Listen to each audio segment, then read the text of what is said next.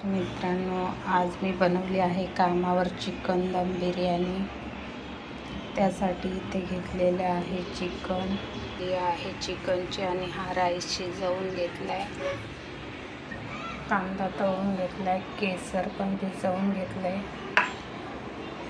Layer लावून घेतली, यावर घालून घेणार आहोत चिकन।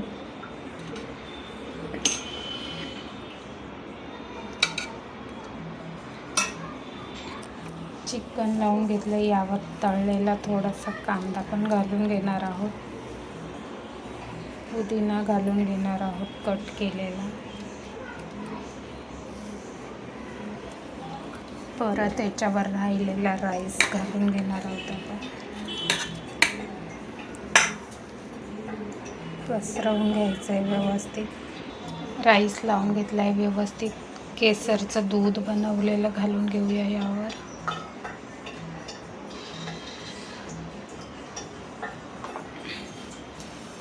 त्याचबरोबर तळलेला कांदा,